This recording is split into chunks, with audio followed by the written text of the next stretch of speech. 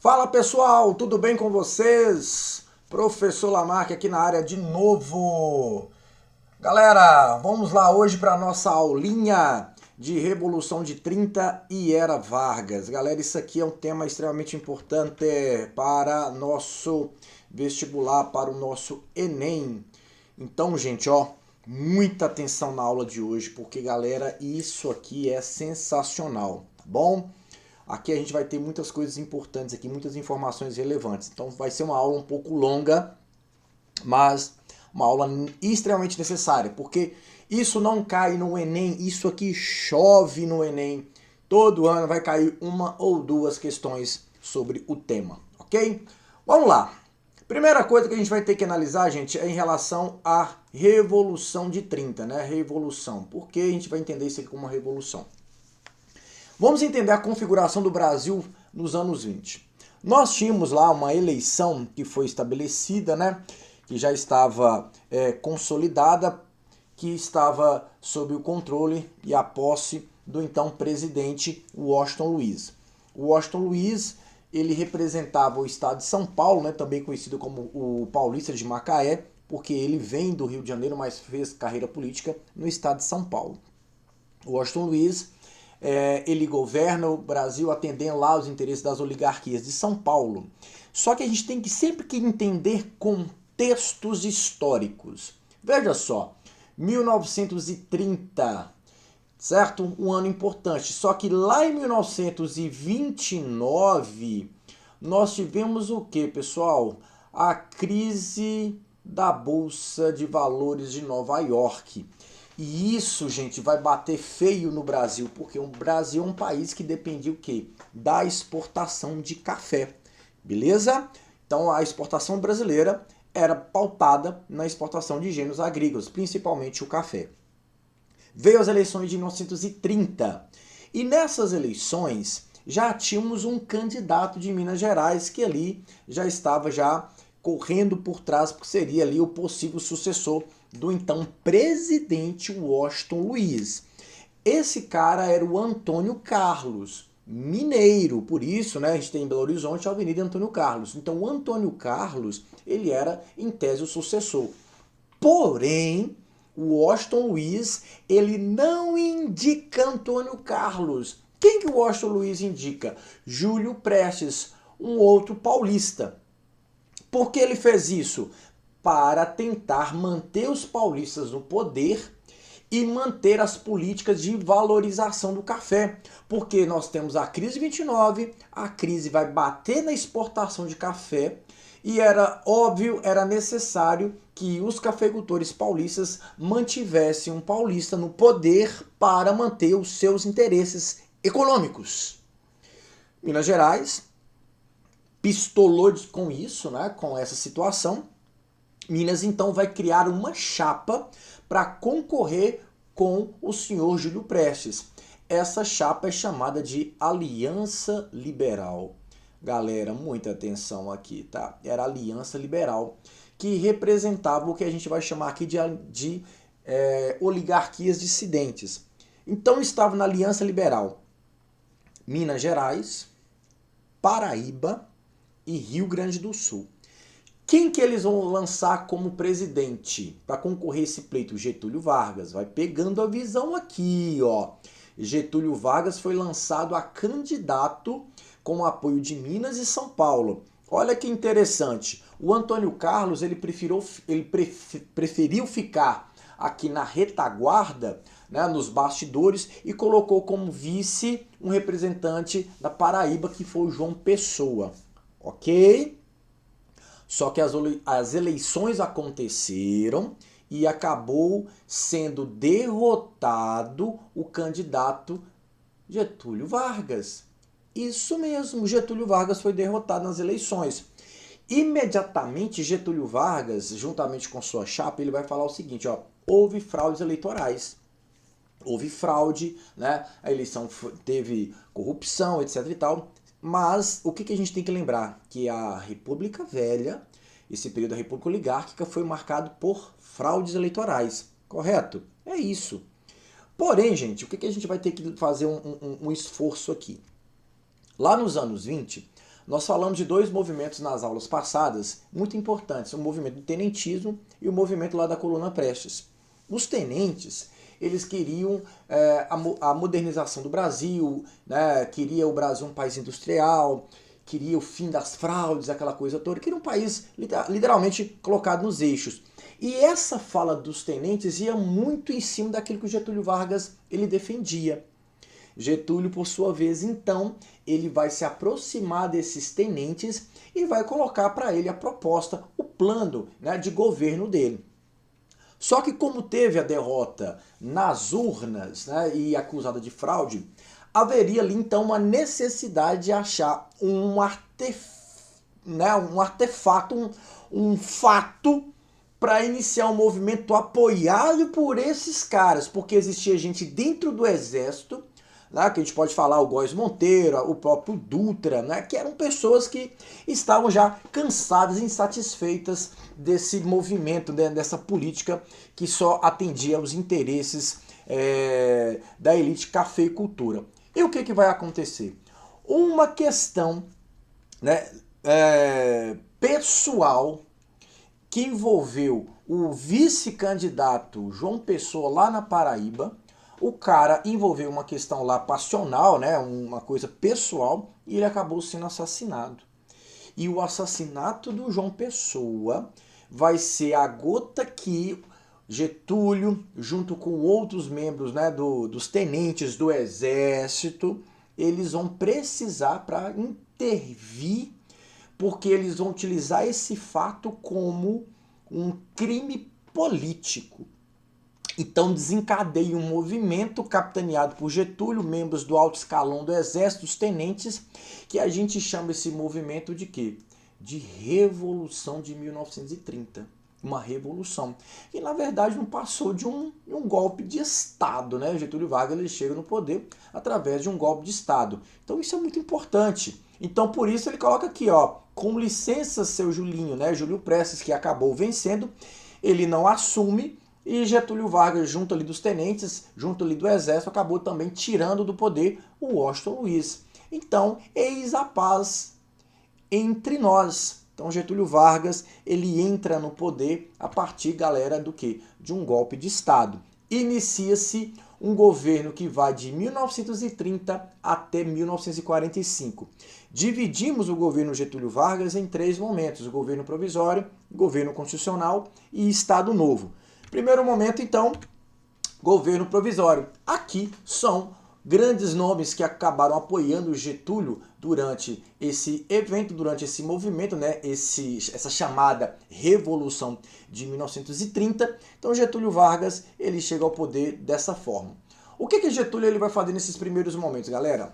Ó, aqui coisas interessantes, ó. Dissolução do Congresso Nacional, que representa as velharias lá das oligarquias passadas, né?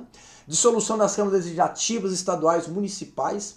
Nomeação de interventores. Aqui é muito importante. O que eram os interventores? Eram pessoas, eram governadores indicados diretamente por Getúlio Vargas. Então Getúlio indicava esses caras. E quem que eram esses caras? Geralmente gente do exército. Geralmente ligado ao tenentismo, porque já que Getúlio foi colocado no poder com a ajuda dos tenentes, como forma de recompensa, Getúlio ele nomeia esses interventores nos estados. Minas Gerais, como teve grande apoio, não precisou. Beleza? Cara, isso aqui é muito importante. Agora, é importante a gente falar que nesses primeiros momentos, né, do governo de Getúlio Vargas, algumas coisas são muito importantes para tentar conter as animosidades, principalmente do Estado de São Paulo. Porque o Estado de São Paulo ele perdeu o apoio político, né, que vinha com o Washington Luiz, Júlio Prestes não assume, então o Estado de São Paulo vai ser, nesses primeiros momentos, a grande oposição do Estado, do governo de Getúlio Vargas. Com uma tentativa de minimizar esse problema, o que Getúlio fez? Ele teve que fazer empréstimos para tentar resolver um problema que está ligado à questão da exportação do café. E a gente vai falar aqui daqui a pouco o que aconteceu. A gente teve que queimar café porque tinha muito café no mercado brasileiro. Olha que importante aqui, ó, medidas de caráter social. Ministério educação, saúde. Gente, isso nunca existiu. Isso nunca existiu. Então Getúlio Vargas ele traz para a gente uma coisa que é nova, Ministério da Educação, que é uma educação, a princípio, tecnicista, muita atenção, copia isso, uma educação tecnicista para atender uma nova demanda, porque Getúlio ele vai colocar o Brasil ali nos trilhos da industrialização, mas não adianta apenas industrializar o Brasil se eu não tenho mão de obra, então eu preciso qualificar essa mão de obra. Então haja vista que lá na frente, quando a gente falar do Sistema S, que os senhores conhecem, SESI e Senai, esse Sistema S ele foi criado justamente por Getúlio Vargas para criar mão de obra barata. Ministério do Trabalho, regulamentação, leis trabalhistas aqui criadas. Ministério da Indústria, Ministério do Comércio, tudo criado por Getúlio Vargas para trazer uma nova cara para o Brasil. Então, aqueles empréstimos que foram feitos tinham como objetivo resolver esses problemas econômicos, principalmente ligado ao café, para diminuir a sua oferta e tentar segurar o preço dele lá na frente. O que aconteceu? Queimamos café e muitas sacas de café, né? Esse númerozinho aqui para vocês aqui ter a título de curiosidade. Então o governo, ele inclusive mais tarde, ele vai criar o Conselho Nacional do Café, né, que tinha como finalidade, né, regulamentar o preço do café no mercado brasileiro e também no mercado internacional. Outras coisas interessantes aqui do governo provisório vai ser o início de um elemento que até então não conhecíamos, né, que é o populismo. É um presidente que fala às massas, né, que vai lá conversar com o povo, né, almoça com o povo, mas ali vai jantar com os empresários, né, é o pai dos pobres, mãe dos ricos, né. Então olha aqui de legislação trabalhistas, que interessante que a gente vai encontrar no governo provisório de Getúlio Vargas. Ó, proibição de diferença salarial, né, do mesmo século, 2/3 dos empregados brasileiros aqui estariam empregados, e principalmente aqui a gente vai começar a pensar em carteira de trabalho, né? Sindicato, né? Regulamentação do sindicato, regulamentação do trabalho da mulher e da criança. Olha isso aqui, ó, proteção à grávida, isso não existia. Jornada de 8 horas também não existia. Descanso semanal remunerado, é novidade. Olha que legal. Salário mínimo, lembrando que nos Estados Unidos também foi a partir de 1934 que a gente teve essas regulamentações. Porque quando foi criado o New Deal lá por Roosevelt, e a gente vai perceber a criação desses elementos aí para regulamentar a questão do trabalhador dentro dos Estados Unidos. Férias, indenização do trabalhador na demissão sem justa causa. Né? Olha que interessante, olha que interessante. Então, essas leis que hoje gozamos, que temos hoje, são leis que foram criadas lá no governo Getúlio Vargas. Mas como eu disse para vocês, não eram todos os estados que estavam felizes com o Getúlio Vargas. E o estado menos feliz com tudo isso era o estado de São Paulo. Por quê? Porque São Paulo foi marginalizado da política. Meu Deus, São Paulo foi marginalizado da política porque tiraram Washington Luiz e impediram a posse de Júlio Prestes. Olha, São Paulo passava por dificuldades econômicas. Por quê? Porque é um estado que dependia muito do quê? Da exportação de café. E isso fez com que os paulistas, descontentes com isso, né, descontentes por a nomeação de um interventor que eles não queriam no estado de São Paulo, fez com que canalizassem dentro do estado de São Paulo um movimento contrário ao governo de Getúlio Vargas. E esse movimento tinha como elemento básico, primeiro, um elemento revanchista, olha só, revanchista, porque não aceitaram, e tão certo, né, não aceitaram a forma com que tiraram o presidente eleito, independente de posse, mas foi tirado à força. Eles queriam uma nova Constituição. É um estado que tinha um movimento que tinha um caráter separatista. Tá, gente? Um movimento que tem um caráter separatista. Agora, o que isso quer dizer? O que vocês vão observar aqui nesses elementos aqui, ó? MMDC, ó, Martins Miragaia, Drauzio Camargo. São esses manifestantes aí que acabam morrendo e eles serão utilizados, as suas iniciais, para marcarem que qualquer cartaz que estaria ligado ao MMDC é um movimento que está ligado à Revolução Constitucionalista. Então, candidato, bateu o olho, viu esse símbolozinho aqui, você imediatamente já faça a alusão que esse movimento está ligado à Revolução Constitucionalista. Aí estão Martins Miragaia, Drauzio e Camargo. Então esse movimento, galera, vai ser muito fortemente usado pelo Estado de São Paulo para alavancar as pessoas a lutarem contra o Estado brasileiro. Inclusive essa imagem, ela já caiu no Enem. Qual a interpretação dada aqui, candidato? Quem que é esse cidadão aqui? Esse cidadão aqui é um bandeirante. De onde que as bandeiras vinham? De São Paulo. Por que eu tenho que saber que é São Paulo? Poxa, a bandeira aqui no fundo. A bandeira está aqui no fundo. Quem que ele está segurando aqui, ó? Getúlio Vargas. É conclamar o Estado de São Paulo a lutar contra Getúlio Vargas. É promover ações contra o Estado. Inclusive, desde criancinha, eu já começo a fazer isso aqui, ó. Conclama a população contra Getúlio Vargas. Chama o povo às ruas. Porém, a gente tem aqui uma coisa importante, tá? Claro, o Estado de São Paulo é derrotado, tá, gente? Não se separaram coisa nenhuma. Mas presta atenção no que eu vou dizer.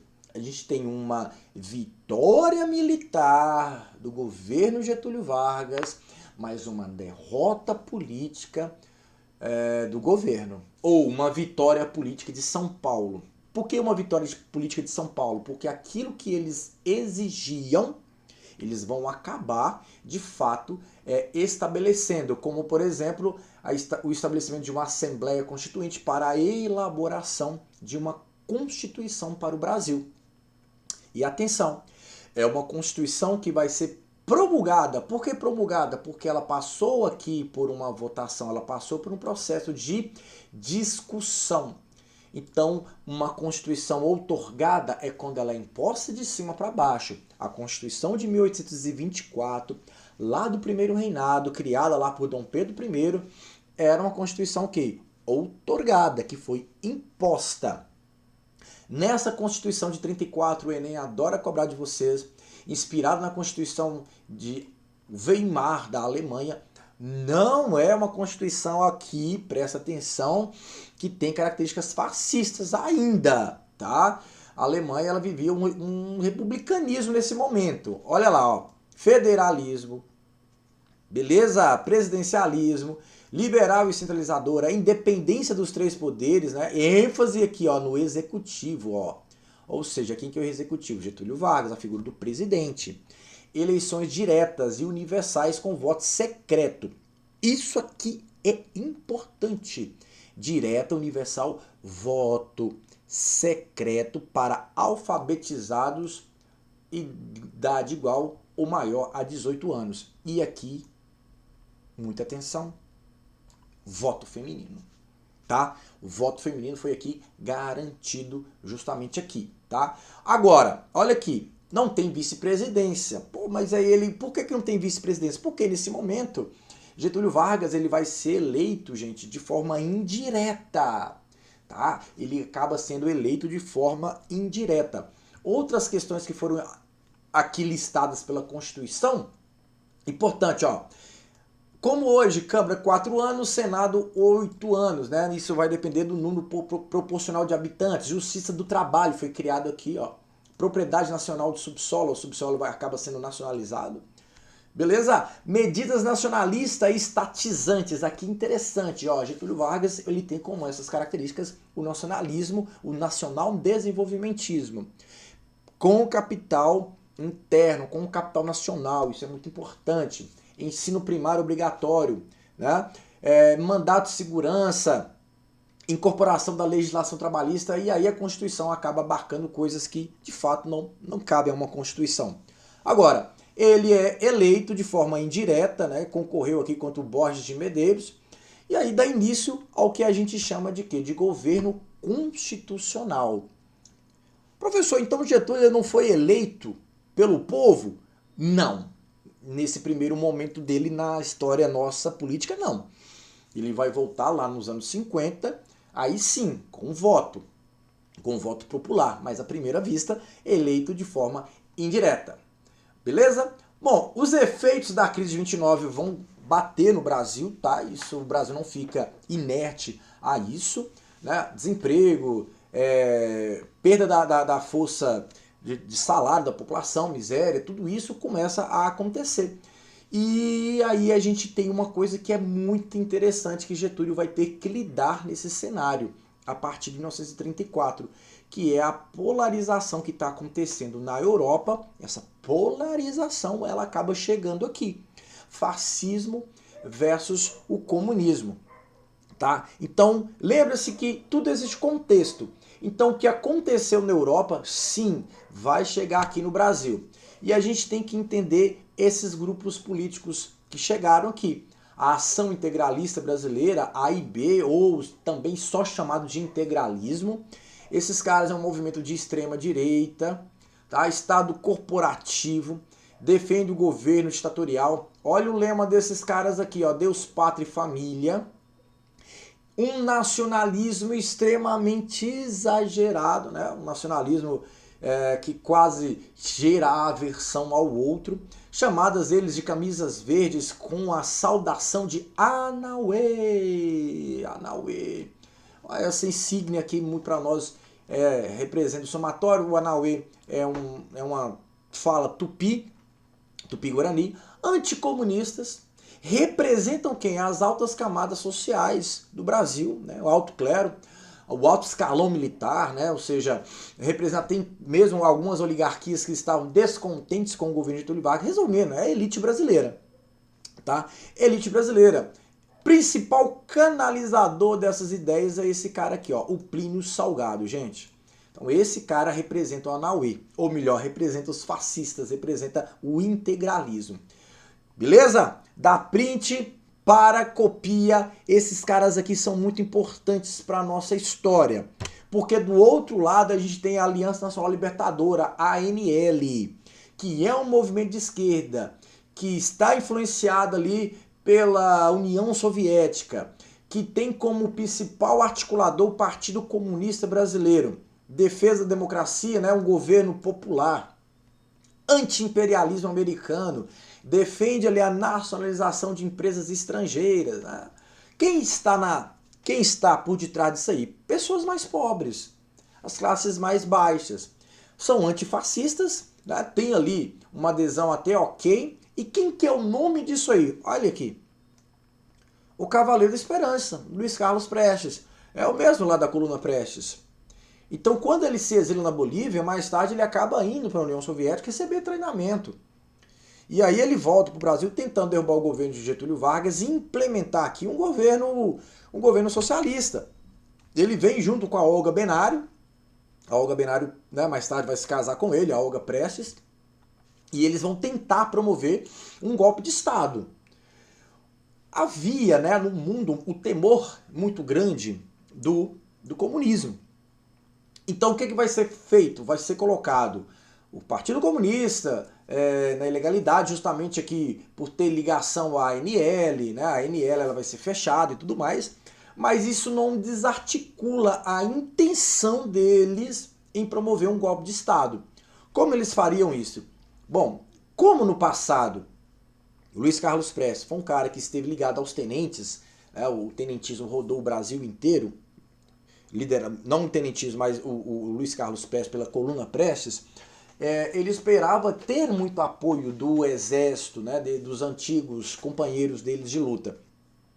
Só que esses seus antigos companheiros já estavam ali firmados com Getúlio Vargas. Então o que vai acontecer? Uma delação do que ele achava, que ele acreditava, que seria um movimento sincronizado, que aconteceria um levante em Natal, Recife, Rio de Janeiro, sul do Brasil. Os quartéis iriam se iniciar um movimento de tomar o poder nesses estados, nessas cidades, e ia descer até tomar o poder no governo central. Só que isso não acontece. Ele acaba sendo traído.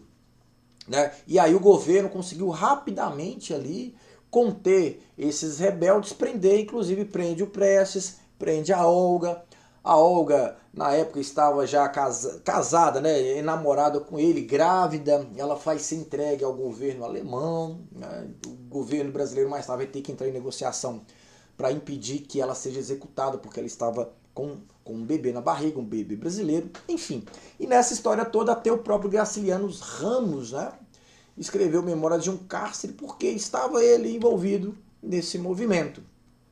Porém, gente, passa-se os anos, chegou em 34, chegou em 37, né? 34, 35, 36, 37, nós temos que ter novas eleições.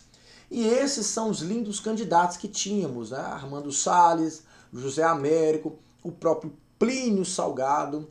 Pô, e Getúlio Vargas, pô, a Constituição falava que não podia se reeleger. Aí o que Getúlio ele vai fazer? Ele vai apoiar esse cara aqui, o José Américo, que ó, quem que é, ó?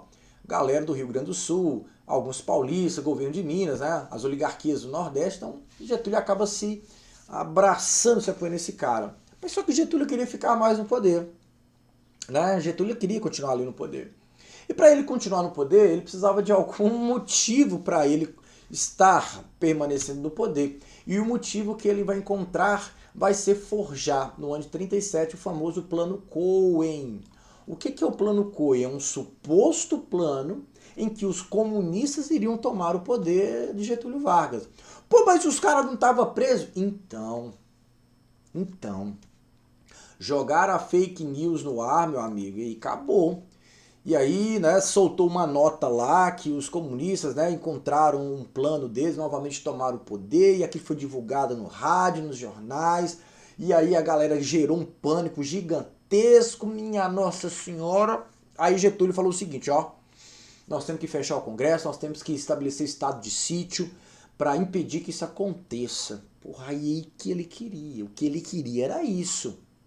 Era criar o quê? Esse pânico na população e falar o seguinte, ó, eu já lidei com eles uma vez, deixa que eu vou lidar novamente. Então Getúlio falou o seguinte, pode deixar que eu fico no poder, né? Eu fazer esse esforço e vou salvar a pátria nacional. E aí ele dá literalmente um golpe dentro do golpe, um golpe de Estado. Ele dá um outro golpe de Estado. Fecha o Congresso, tá? Ele agora passa a ter todo o poder, inicia o que a gente chama de Estado Novo. Pô, e acabou. O que é o Estado Novo? É a ditadura getulista. Então, e o plano? O plano nunca existiu, o plano foi forjado, foi forçado. Mas ele queria um pretexto para continuar. Ele não queria um pretexto lá em 30 para dar um golpe, que foi a morte lá do seu vice-presidente, João Pessoa. Então, aqui ele encontra novamente um outro pretexto para ele permanecer no poder. E aqui, gente, ó, ele vai substituindo gradativamente o comando de alguns setores estratégicos por pessoas juntas a ele. Ele vai elaborar uma nova Constituição, mas porém, essa nova Constituição ela é outorgada, então uma Constituição vai ser imposta. Ele vai criar mecanismos ali de centralização de poder. Uai, mas aí a gente está vivendo a ditadura, mas era uma ditadura. Então, o Estado Novo ele vai caracterizar justamente com isso, como um governo ditatorial. Aqui nós temos uma cena importante que vai ser a queima das bandeiras, que ele vai falar assim, olha, não existe Estado. Não existe Minas, não existe São Paulo, não existe Rio de Janeiro, não, existe Brasil. Então todas as bandeiras acabam sendo queimadas justamente em detrimento da única bandeira, a bandeira nacional. E aí ele vai criar mecanismo, né, no caso aqui o DIP, Departamento de Imprensa e Propaganda, que tinha como finalidade estabelecer a censura. A Constituição de 37, olha lá, outorgada, fascismo e nacionalismo, inspirada na Constituição e na Carta del Lavoro, que é a carta italiana, que já estava vivenciando o fascismo, centralização no executivo, então o executivo, o presidente é que tem o poder de tudo, é o cara que manda prender e soltar, anula as autonomias dos estados, né? Fim dos direitos individuais e de greve, sistema corporativista, independência sindical é toda controlada por Getúlio, né? Criado aqui o DIP, a pena de morte, eleições aqui, ó, indiretas, e isso é o mais importante, ó. Presta atenção. Em vários momentos, na verdade em 2 momentos da história, a gente vai ver isso aí, fim dos partidos políticos. Aqui a gente vê com Getúlio Vargas, porque quem vai apoiar esse golpe, quem vai apoiar isso aqui? Os setores conservadores. A IB, Ação Integralista, ele vai apoiar esse movimento, porque eles entendem que eles poderiam ali usufruir, estar no poder junto de Getúlio Vargas. Só que olha o que ele decreta: fim de partido político. Eu não quero partido A nem partido B, meu partido é o Brasil. E isso vai criar justamente o quê? Uma tentativa mais tarde dos integralistas derrubarem o governo de Getúlio Vargas. Pô, mas os caras não apoiaram o Getúlio? Apoiaram, mas só que Getúlio vai passar a rasteira deles. Getúlio era mais esperto que todo mundo. Era mais esperto para todo mundo. Então, em 38, você tem uma intentona integralista. Uma tentativa dos integralistas em tomar o poder que vai dar errado. E aí a galera vai ser exilada. O Plínio Salgado teve que ir embora para Portugal, senão aqui ia ser preso. Então Getúlio Vargas anula todos os partidos políticos. Todos são desaparecidos. Não existe partido político mais. Agora, ele vai criando medidas, né? Ele vai burocratizando todo o sistema, censurando tudo, né? Criando aí controles e mecanismos de repressão, evitar, segundo ele, o perigo comunista, impedir que se propagandeie qualquer informação sem a tutela do Estado. O Estado ele tem que saber tudo que está sendo feito, sendo falado. Né? Olha aqui que eu disse para vocês, ó, desenvolvimento do ensino técnico, justamente porque é uma nova realidade. Agora, algumas coisas nos deixam, né? Por exemplo, a Hora do Brasil. Qual que era o objetivo da Hora do Brasil? Pô, falar bem do governo. Eu crio um programa na rádio, em cadeia nacional, às 19 horas, com o intuito de falar o quê? Falar as medidas do presidente. E aí, nessas ações, nessas medidas, ele vai colocar as benfeitorias, né, como ligadas à educação. Getúlio Vargas cuidava das criancinhas, né, muito parecido com os estados fascistas, que faziam muito bem isso. Hitler fez muito bem isso, Mussolini fez muito bem isso, o próprio Stalin, né, que aí não fascismo, mas aqui da governo totalitário, extrema-direita, fez muito bem isso, da extrema-esquerda Stalin. O Mao Tse-tung fez muito bem isso lá dentro da China. Então vai propagandear elementos que estão ligados ao governo. Em termos culturais, a gente tem muita coisa que foi permitida com o governo de Getúlio Vargas. Por exemplo, o samba, que era proibido. Getúlio ele resgata essa visão do samba. A capoeira, proibida, que ele resgata esses elementos.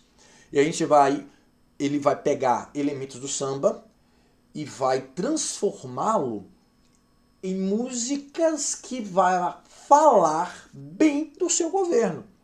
E as pessoas marchavam, as crianças, né, na escola marchavam, desfilavam, cantando, entoando hinos, cânticos sobre o governo.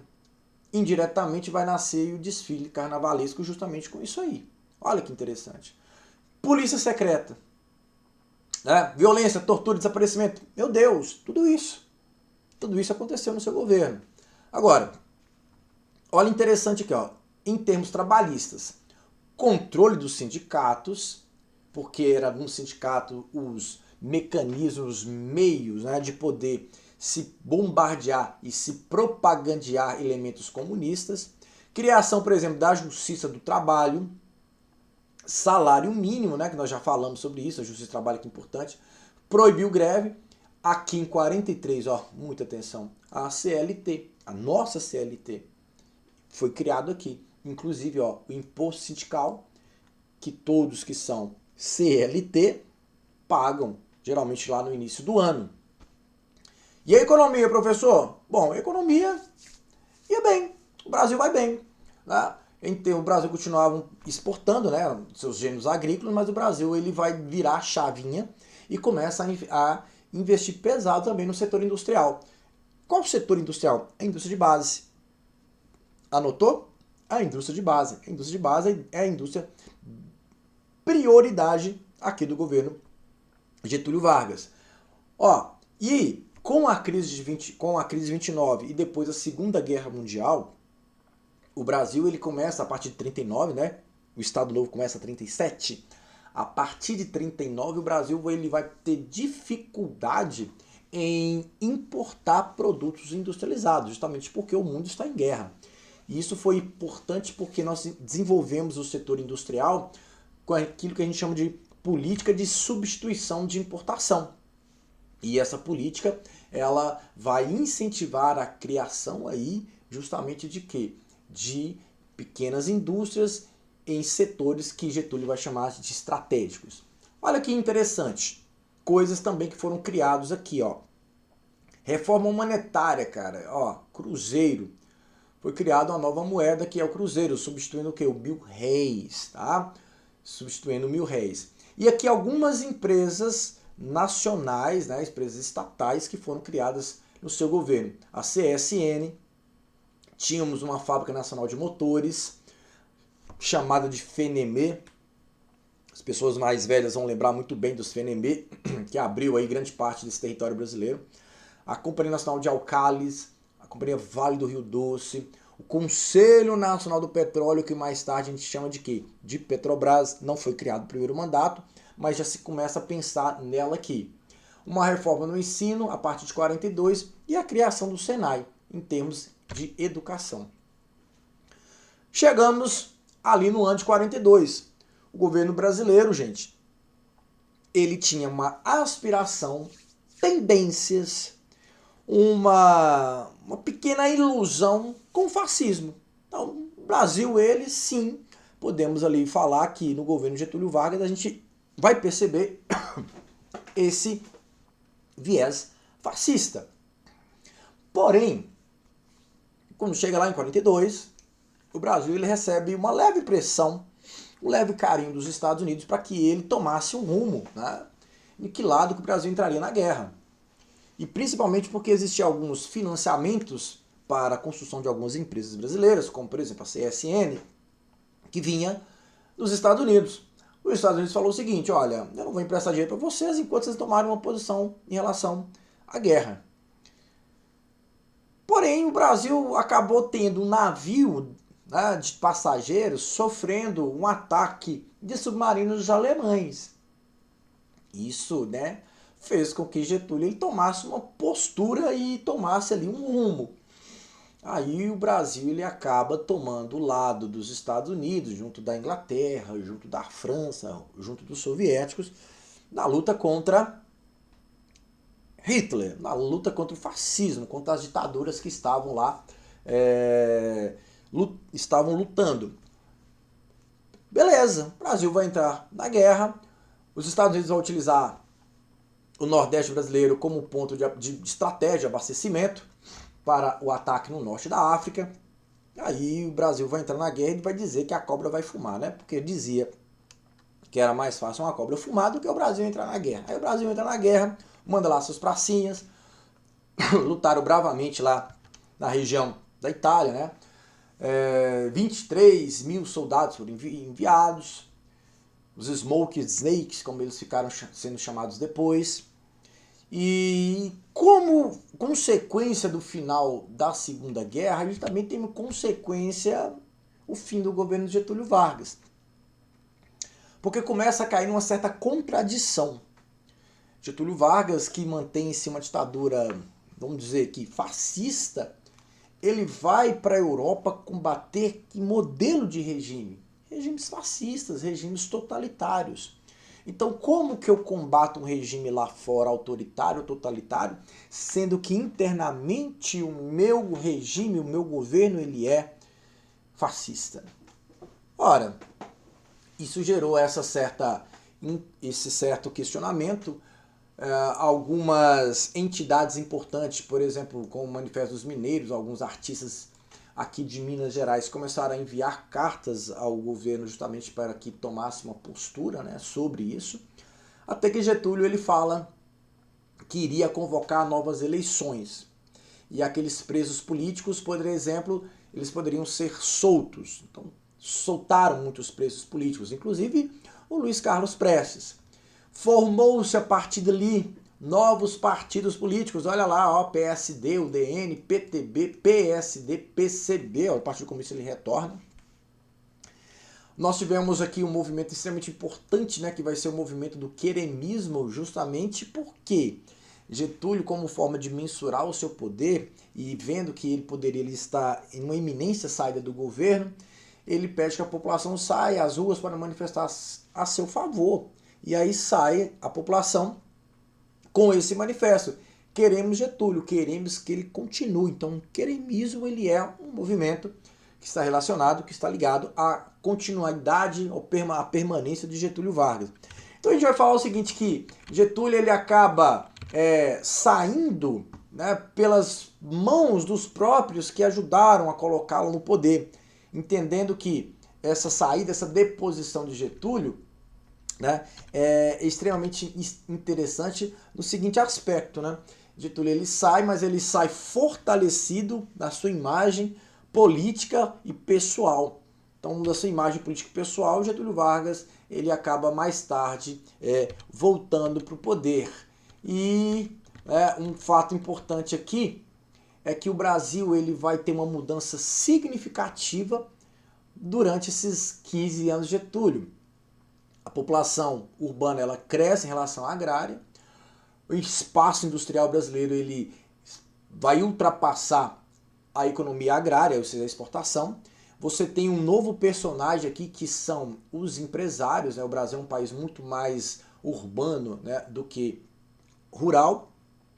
Surge a tal da classe média, né? A classe média ela ganha espaço. E esse novo personagem aqui, então, era uma pessoa ou um cidadão aqui dentro do cenário brasileiro muito vulnerável, que é o operário, né? Então nós tivemos um grande processo aí. Porém, ele voltará. Mais tarde, Getúlio voltará com força total. Beleza? Pessoal, isso aí foi um pequeno, grande resumo sobre a chamada Era Vargas. 40 minutos de aula, tinha certeza que essa aula ia ficar muito grande. Mas era necessária, uma aula que se fazia necessária. Deixa as suas dúvidas aí, deixa as suas perguntas, porque isso aí cai bastante no Enem. E se você tem interesse nesse material, digita aqui embaixo eu quero, faço questão de mandar para você. Beleza? Obrigado, forte abraço e até a próxima aula.